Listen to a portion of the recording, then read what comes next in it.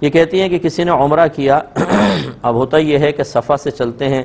Green light تک پہنچتے ہیں، پھر دوڑتے ہیں، وہ مسعی دوڑنے کی جگہ ہے، اس کے بعد پھر بقیہ جو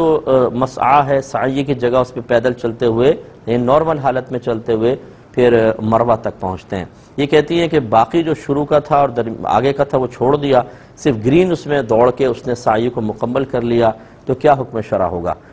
دیکھیں یہ چکر مکمل ہی اس وقت ہوتا ہے کہ جب آپ صفا سے مروہ تک پہنچیں گے۔ یہ نہ سمجھیں کہ گرین لائنوں کے درمیان یہ ہے اصل میں مسعی، مسعی یہ نہیں ہے، مسعی تو صفا سے لے کر اور مروہ تک ہے، اور یہ پورا جب ایک چکر لگاتے ہیں تو سمجھ لیں ایک چکر کا واجب ادا ہوتا ہے۔ اب اگر کسی نے اس طرح ادھورا لگایا تو اس نے واجب نامکمل کیا اور اس نے پوری سعی نہ کر سکا تو اس پر دم لازم ہوگا، اس لیے پورا ہی دوڑنا ہوگا۔ یہ کہتے ہیں کہ کسی نے 3-4 بار 3 جگہ کچھ عمرے کیے تو ٹنڈ بار بار کروائی، تو اس نے 3-4 جگہ سے بس کٹ لگوا لی اور باقی نہیں کر رہا تھا، تو کسی نے اس کو سمجھایا کہ اس طرح کرنے سے غالباً آپ احرام کی پابندی سے باہر نہیں ہوں گے، تو اس نے کہا کہ بھائی کیا بار بار گنجوں کے اپنے بھیجا باہر نکلوا لوں؟ تو اس طرح کے جملے کہنے کا کیا شرعی حکم ہوگا؟ دیکھیں یہ ہمارے ہاں جہالت بہت زیادہ ہے، اللہ تعالیٰ معاف فرمائے کہ ہمیں عبادات کا شوق بہت زیادہ ہے، شوق ہے، میں آپ کو یہ لفظ کہہ رہا ہوں، اللہ معاف فرمائے، ہر ایک کو نہیں ہوتا، ہر ایک بعض اللہ کی رضا کے لیے بھی جاتے ہیں، لیکن شوق بہت ہوتا ہے۔ اب اس شوق کے اندر جب ہمارے نفس کے خلاف کچھ چیزیں ہو رہی ہوتی ہیں تو اس پر ہم ہائپر بھی ہوتے ہیں، یہ شوق کی علامت ہوتی ہے، لڑائی جھگڑے بھی کرتے ہیں، گالی گلوچ بھی کرتے ہیں، گریبان بھی پکڑتے ہیں، اور اسی طریقے سے پھر اللہ تعالیٰ کی جو شرعی پابندیاں قائم کردہ ہیں ان پہ تانہ زنی بھی کرتے ہیں، ان کے خلاف علیہ بغاوت بھی اٹھاتے ہیں۔ تو پھر کیوں گئے تھے آپ کو؟ اگر وہاں پر آپ کو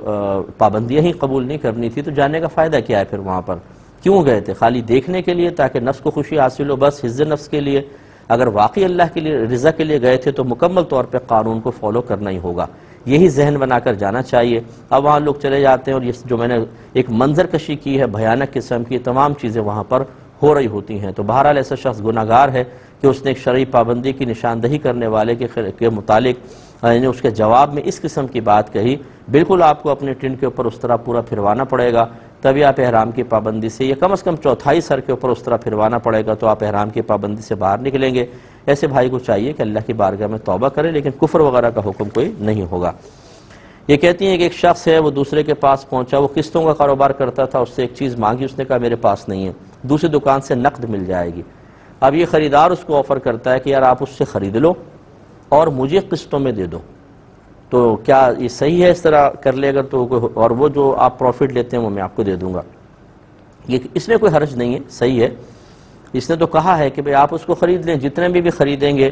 وہ آپ نے چونکہ نقد لیا، آپ کو ہو سکتا ہے تھوڑا سا کوئی ابھی مہنگی پڑے اور مطلب اس کے ریٹ میں فرق آئے، لیکن میں تو آپ سے قسطوں میں ہی لے لوں گا، کوئی مسئلہ نہیں ہے۔ تو اگر وہ ایسا کرتا ہے کہ وہ خرید لیتا ہے تو اس کو وہ مالک ہو گیا۔ اب آگے اگر وہ قسطوں میں بیچنا چاہتا ہے تو کوئی حرج نہیں ہے، اب وہ کم میں بیچے، زیادہ میں بیچے، قسطیں زیادہ بنا دے، یہ اس کی مرضی ہوگی، تو اس طرح کرنے میں شرعاً کوئی حرج نہیں ہے۔